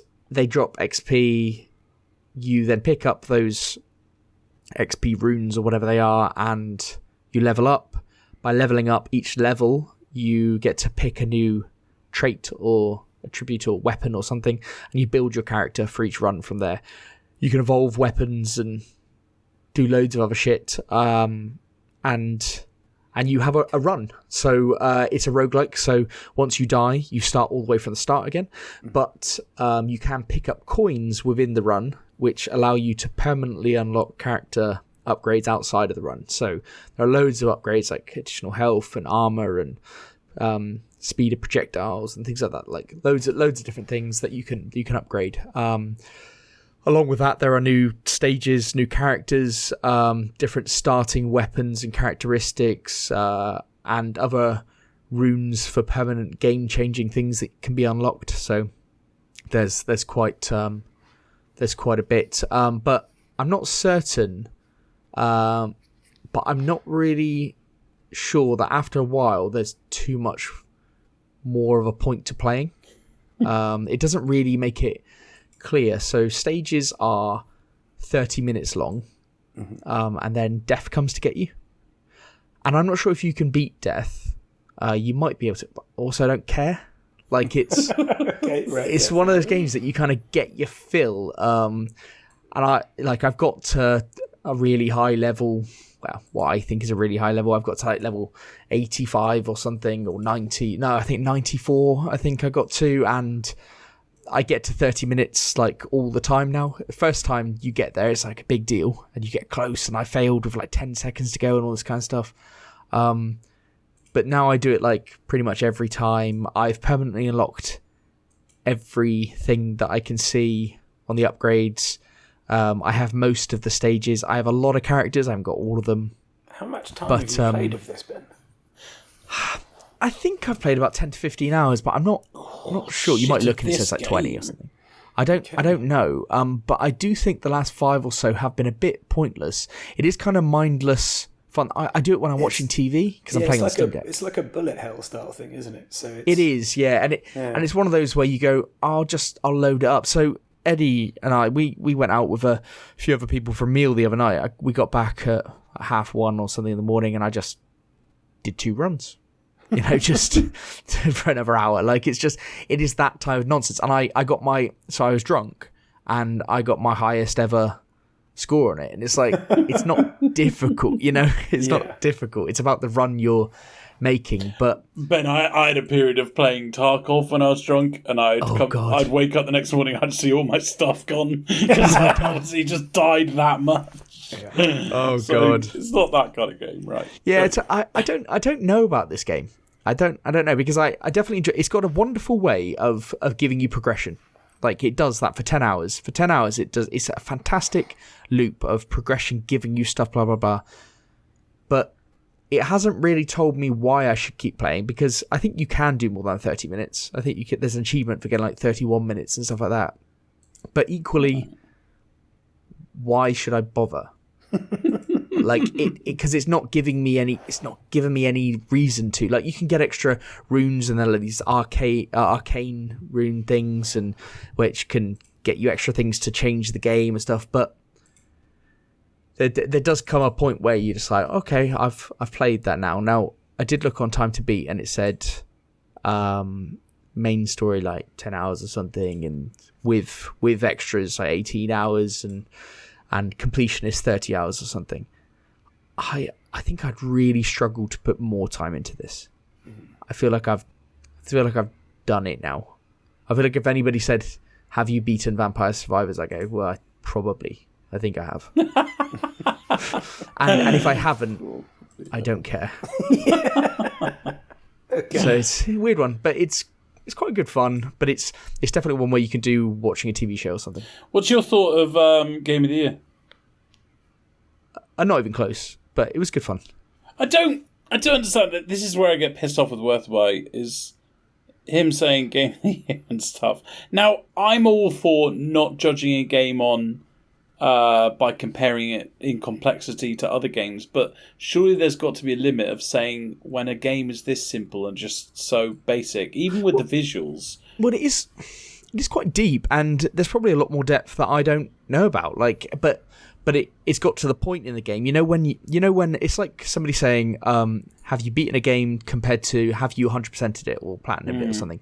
At some point, the what you're getting out of the game like vastly diminishes. There's diminishing returns to the amount of time that I'm putting in now, and I can sense that, because for a long time it was like, oh, this is great, and then after that 10-hour mark, it starts to diminish, and then it gets to about 15 hours, and you're like, why am I doing this? And it's kind of got to that stage. So I'm sure there is loads more, and I'm sure people out there will be like, no, you can do this, that, the other. No, you can go forever. You can. Oh no, I've got to like level 160 or something. Okay, cool. It's still the same thing though. Yeah. I don't know. Maybe it opens up like base building, and you get maybe, and it turns into but then again, it finally. Then again, Eddie, it can't be Game of the Year. If it, let's say, it opened up something massive, that real game changing, like it's got the arcane stuff or whatever, but maybe it opens up something really game changing, I'd say it's not Game of the Year, because it hasn't told me that can happen. Like, it hasn't led me to believe it in any way. No, it's kind of led me to believe I'm pretty much there with it. So, but yeah, definitely not Game of the Year, but good fun though. Good fun. Just imagine if at the end of one of these runs you go down, the screen goes black, and it comes up with the start of Skyrim with that, hey, you're finally awake. Yes. What do you mean, vampires? That would be a kick in any game, but to go from roguelike to that would be fantastic. Yeah, that's what that would be. Yeah. But either way, it sounds like you've been enjoying it a lot. So yeah, very much so. I'm sure other people will get a lot more out of it even. But I definitely have my fill. But I think I've got to get back to playing some games that are more my usual, like getting into Bannerlord and things like that. Fair. I did, while you were talking, I went and looked at its reviews on Steam as well. Yeah. And I stopped at the point where one said this could be used as a diagnostic tool for ADHD. Yeah. And I was like, right, yes, I know exactly what this game is. Okay. Yeah. Absolutely. Yeah. Excellent. Yeah. A good one to dip into. Well, that's all we've been playing, isn't it? Yeah. We've been dipping into a number of things, but they're the main things, I think. It's Christmas. Dude, yeah, very much so. So, I mean, shall we jump in and look forward to the next 3 months then, guys? Oh, let's do it, because this is the big year, isn't it? It is. Oh, come on. Is it? Say They that all every are. fucking year. Or is that? Are you just saying that because Hogwarts Legacy's in there? That's right. No, I just said it because that's what people say. Yeah, that's true. That is fair. So, obviously, this is not in any way a complete list, and obviously, it is not all of the games that are coming out, and some of them might not even come out. I'm suspicious about one or two in here. But we've highlighted a few, and we're going to talk on fewer still. So, do you want me to just run through them? Should we do that to start? Yeah, I mean, just to point out, like we did, obviously Pete and I did the podcast with the Offshore guys about 2 weeks ago where we went over the whole year. But yeah, I think the start of last year, the first 3 months of last year was quite impressive, wasn't it? With their February and March. And so, but this is purely to highlight to people, people listening, this... It could be one of their main sources of gaming news. I mean, heaven forbid, because you don't get a lot from us. What are you doing, Ben? Come on, Ben, shush it up a bit. Sorry, I need to Fucking hell. No, I'm not asking for shush. I'm just not asking for that. You two have done it all show. Anyway, right. Criticising our listeners if they rely on us for their gaming news. We're a gaming podcast. No, the listeners are wonderful. We're just not best at delivering all the news. Oh, for fuck's sake. You're just digging further, Ben. God, I thought you were better. I know, this is good. Let's move on to the games, guys. That's what we're really here to talk about. Something. That's what we're here to talk about, the games, guys. All right, so we'll start it by pointing out Fire Emblem Engage on the Switch comes out January 20th. It's going to sound an awful lot like Eddie's format for new releases for a minute. Not because you take it from the same place or anything. No, definitely not. We also have Monster Hunter Rise on the same day to PlayStation's Do you not have a blurb Xboxes. that you can do for each one? I don't know. We'll do those in the coming weeks, Eddie. Guys, that's coming to Game Pass. Yes, it is, isn't it? Monster Hunter Rise, so which- that's pretty cool. Yeah, it spreads the net a bit for them to catch more people, doesn't it? Which is It does. So you guys might get into it. I know you guys were interested when I was playing it on Switch. I'm still tempted. I am still very tempted. Yeah, I'll probably actually play that. Oh, I think it's an Eddie get. Like, I could see Eddie just going mental on it, but It has weapon customizations. Eddie will play it for years. fucking hell it does. Fucking hell it You can put a does. silencer on a weapon, which doesn't make a lot of sense. Anyway, we're going off track immediately. We also have Forspoken finally coming out on January 24th. And the Dead Space remake at the end of January on the 27th. Oh, that's gonna be a debatable one. That one. It really is, and we will debate it a little bit soon. But to kick February off, we got Hogwarts Legacy on the 10th. Then, Eddie, you will love that Blood Bowl 3 is coming out February 23rd. Absolutely, yeah. It's definitely coming out then as well. Oh, for sure. There's no chance of any problem. Sons of the Forest comes out on PC on the same day. And a day later, Kerbal Space Program 2 comes out on everything, which surprised me. Well, except Switch. But it's on PC and consoles all at the same time, which I like. And Octopath Traveler 2 rounds out February on the 24th. And that's coming to everything bar Xbox, which is weird. Yes, also weird. Seeing as the first one was on Game Pass, that's weird. Yeah, strange.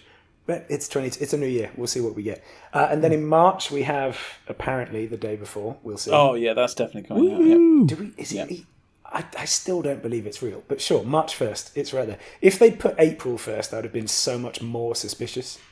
You know what I mean? Like, Yes, that'd be This game is like that abandoned. yeah, project. it could have just been a viral marketing thing, and I wouldn't have been surprised. The Last of Us Part 1 comes to PC on March the 3rd. That feels weird. But It does, yeah. yeah. And then we've got more interesting news. We've got Star Wars Jedi Survivor on the 17th. Resident Evil 4 on the 24th. And then we also have System Shock and Occupy Mars the Game, which are March TBC and Q1 2023 is what they're listed as. So significant amounts of salt being pinched on those last two. But what do we think, guys? I mean, is there any there that you think I've missed? Any other games you think are big time? I think that's a pretty good and comprehensive list from that.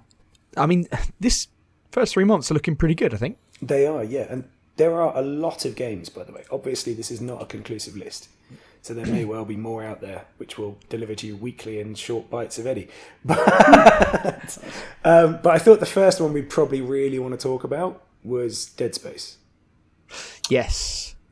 I think the bit that interests me is what we talked about a couple of weeks ago, Ben, which is how is it going to be received given Callisto Protocol?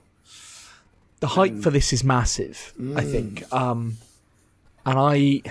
I think the hype is now bigger because Callisto Protocol was not incredibly well received. Yes. I worry a little bit fearful for this. Yeah, I worry that if the similarity is there, it's just going to go with the same sort of feedback. You know what I mean?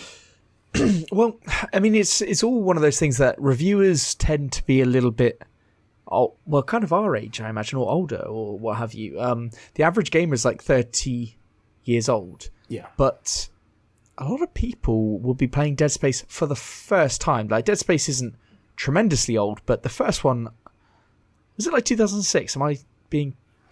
I don't know, that feels about right. It feels about right, doesn't it? But like, a lot of people wouldn't have played it, and it depends how much they brought it into the modern age, how scary they can make it, to be honest, because I think this is predominantly the issue. If they turn it into an actual horror game, then they could be onto something. If they can't manage to do that, I'm a bit fearful that it could get the same kind of reception as Callisto.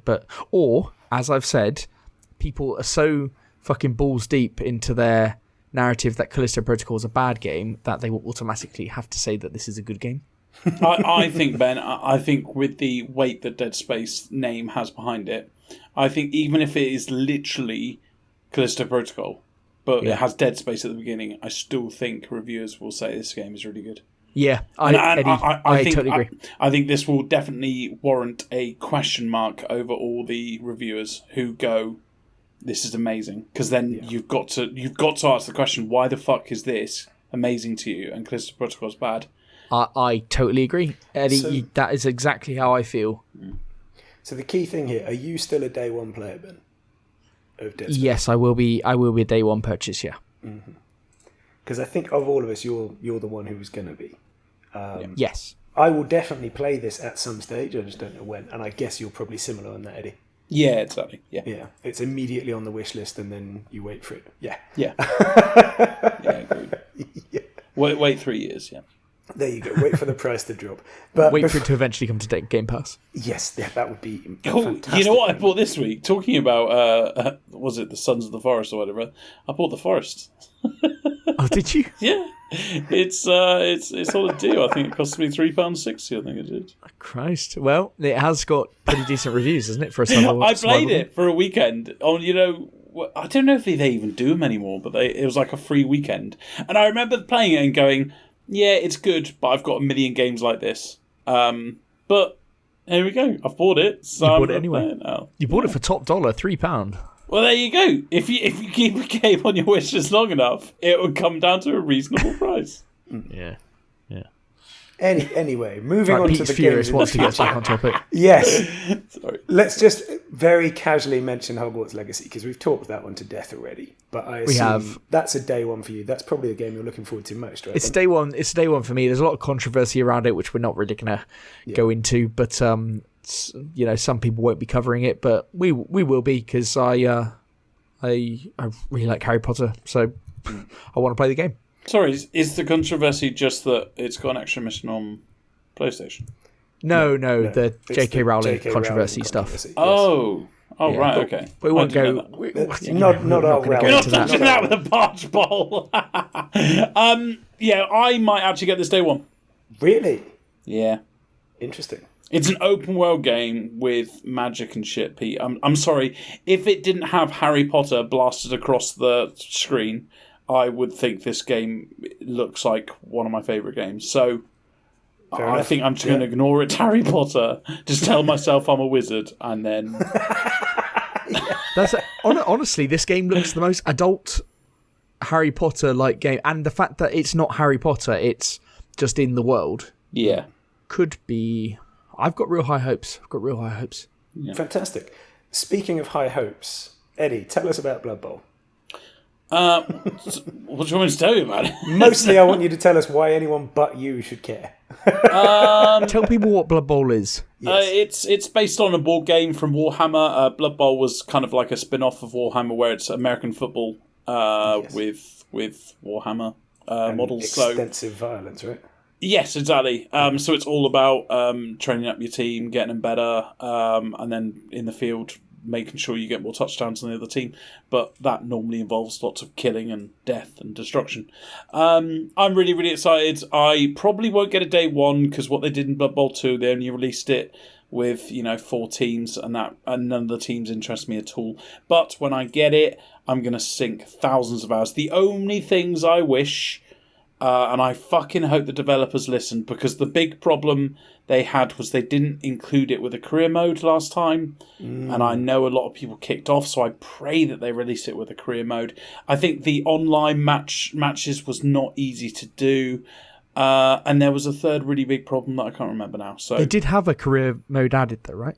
They did, yes. I think a DLC, yes, a DLC, what was it called? Like Underworld DLC or something. But yeah, you had to pay for it, and it came with the career mode. And the career mode was pretty basic. Oh, and the third issue that I had is, and I don't know how they're going to solve this, is the games were long. I timed them, and they were between 40 and 45 minutes. Every game that I played was between 40 and 45 minutes.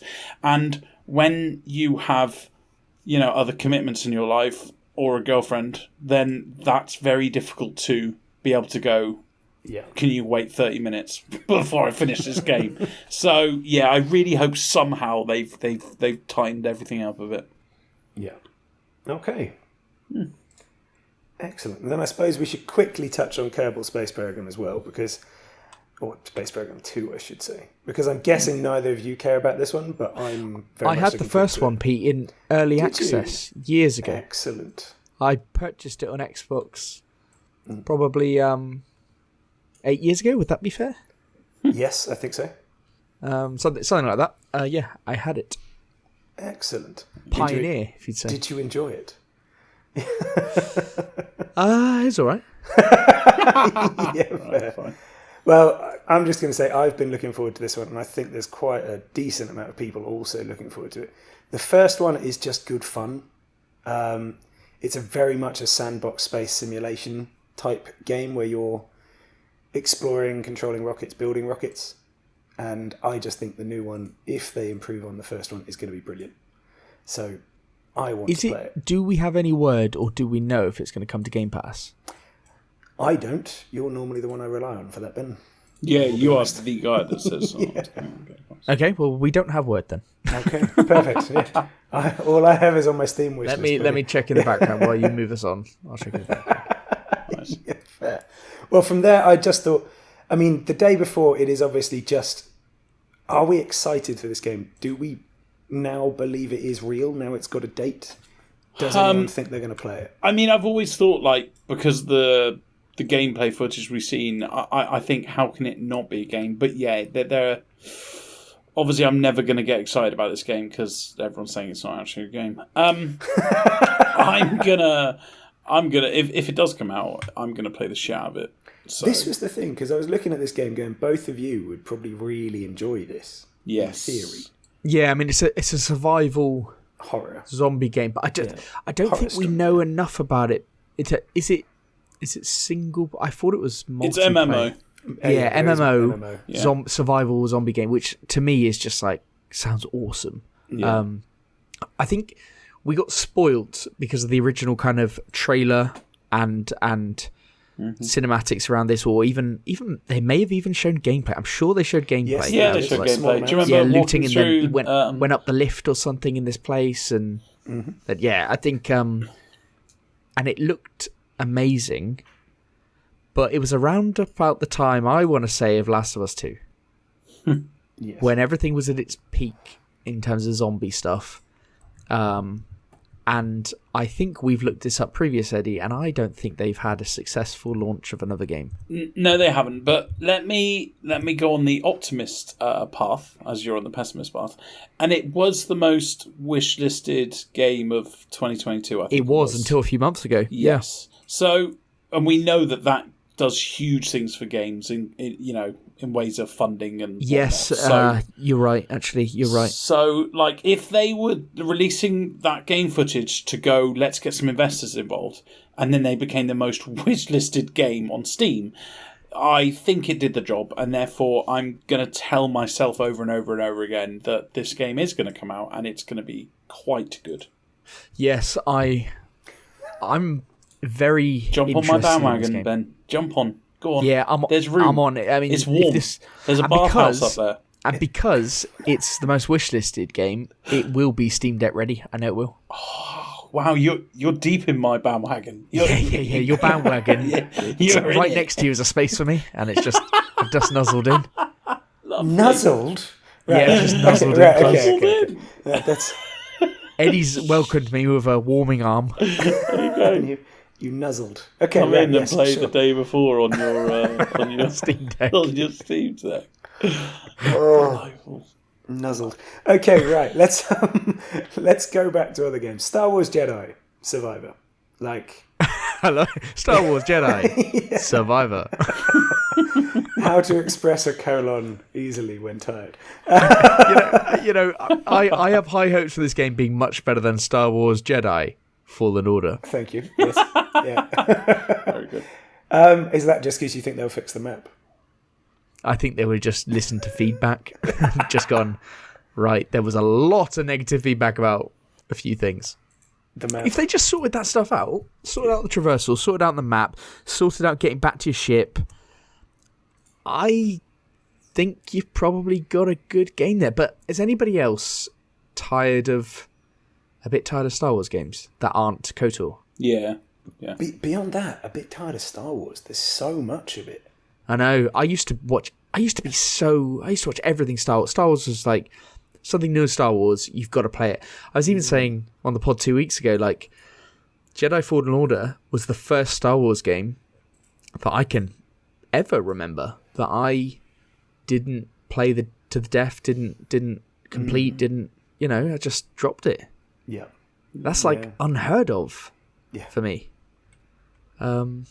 So we are just getting a bit Star Warsed out, and I'm not going to play it because it's pre-purchased for £60. So I don't think it looks. It looks like the first one. It looks okay, a little bit better, but it's like it is what it is, Yeah.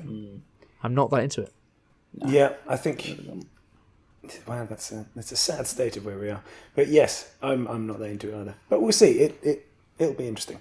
And then the last two that really I wanted to touch upon, Resident Evil 4, which would have been better were Kirk here, of course, because I assume he's pumped about this.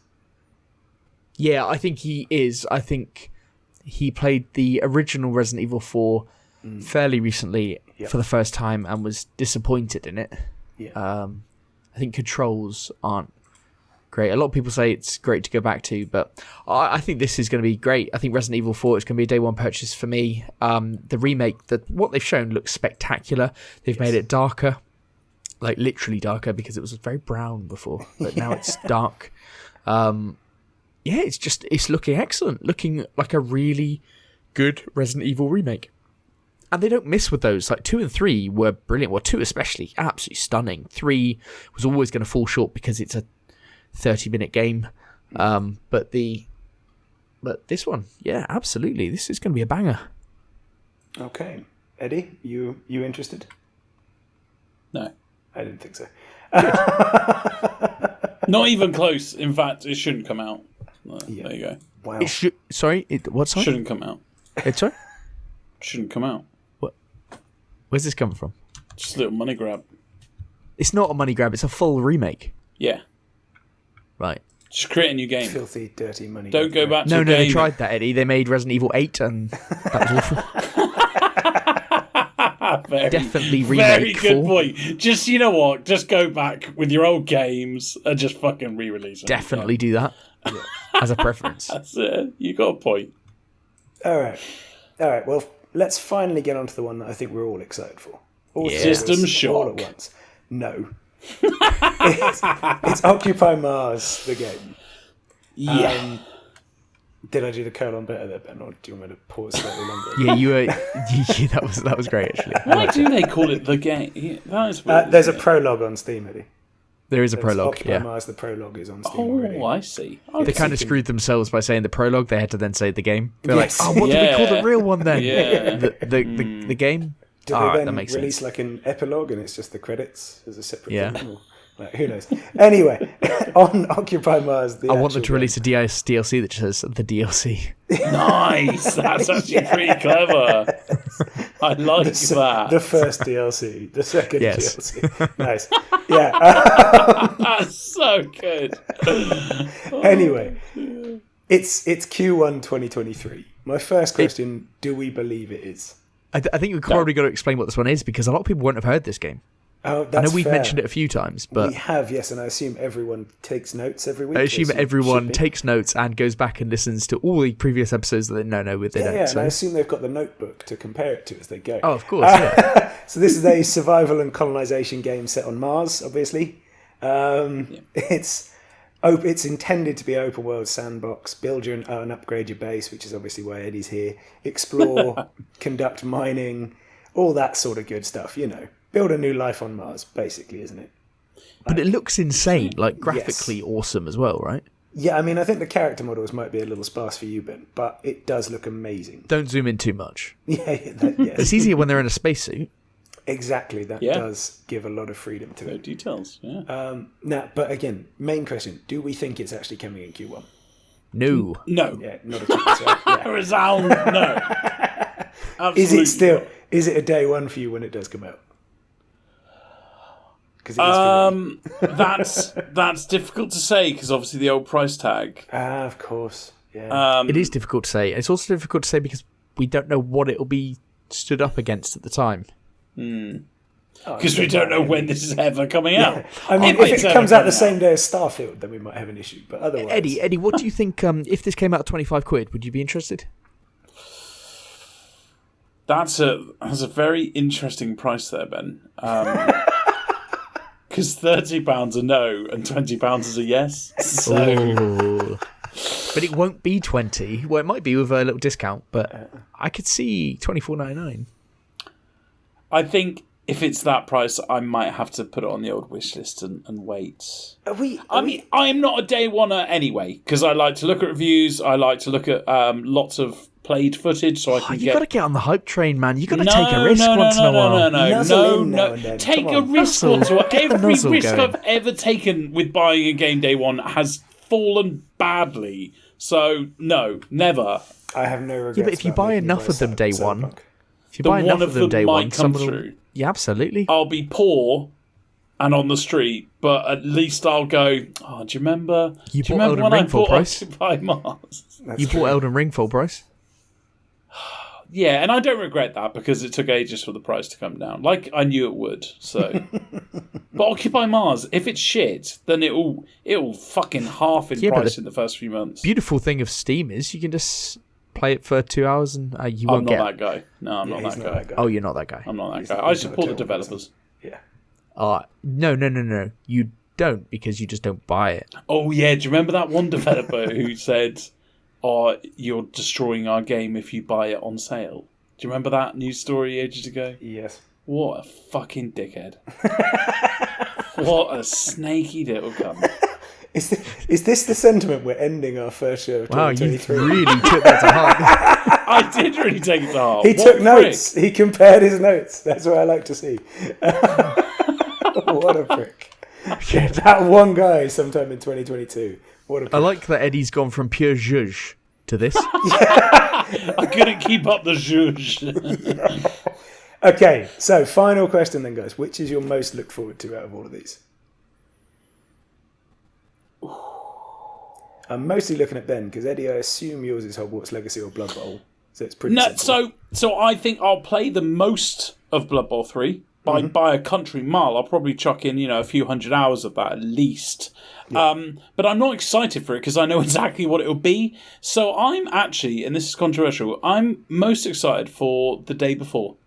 Because Eddie, that could be a big one. Took the words out of my mouth. If that game comes out...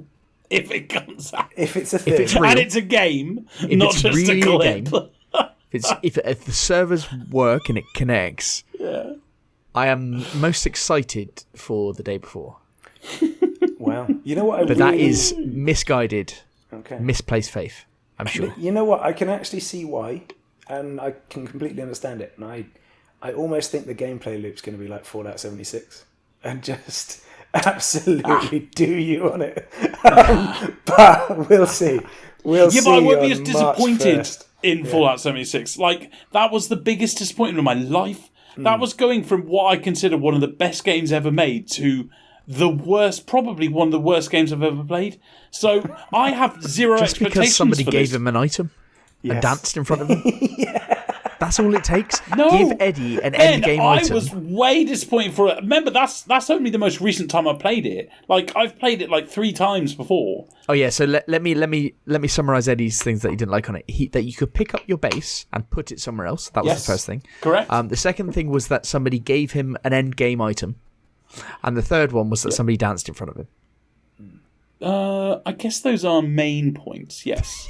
That's the thesis. No. I would say the main point is it completely went away from the dark, mysterious, open world single player game that it was, and went to mass multiplayer, cartoon, not serious game. And I've never been more disappointed. I will not be disappointed with... I've already forgotten the fucking name of it. Because The Day Before. Because I'm so not looking forward to it that I can't even remember the name of it. And that's your most look forward to game. And that's my most look forward to game. And I have it in really high regard. Realistically, it's probably Hogwarts Legacy for me. But if The Day Before is real, there we go. All right. Well, there we go. That's a strange place What was to yours, end our Pete? first Sorry. episode. Mine is still Occupy Mars, even if I don't believe it's coming out. Oh, nice. Yeah, that's probably my number 2, yeah. Very good. So, of all the games that other podcasts are talking about for like Q1, for next year, we've gone for Occupy Mars and The Day Before as our 2 most anticipated games. Yes. Because we're real gamers, Ben. If Very we wanted weird, to do it, let's all go on the Hogwarts Legacy and Forspoken. Oh, I can't wait to play Forspoken. It's going to be really good. we both said we were going to buy Hogwarts Legacy. Absolutely. Can't You wait could for have it. used a different one. You could have said My game Jedi of the Survivor year. or something. My game of the Resident year. Evil. He meant what he said. I meant what I said. Because that's why everyone jumps on that bandwagon. How about you jump on my bandwagon? Get cozy. Nuzzling Nuzzle close. up. Nuzzling Nuzzle close. up close. And I'm already there. Guys, let's all play indie games. Already nuzzling. Right. Have the socials. yeah, get the socials done, please, to stop the nuzzling. Right. If you have any other games that you're interested in over Q1 that we have missed, because I'm sure we have, because Pete pulled the list together. Hey, you culled it. You culled it. Stop And I put it in there 4 fucking days ago. criticising You looked at it today. podcast. Why do you keep doing that? 4 days ago, Ben. If you've got any issues, email us at podcast@grumpygamers.co.uk. You can tweet us at grumpygamerspod, YouTube channel Grumpy Gamers Podcast, and the same on Twitch. But for this week, it's GG. GG. GG.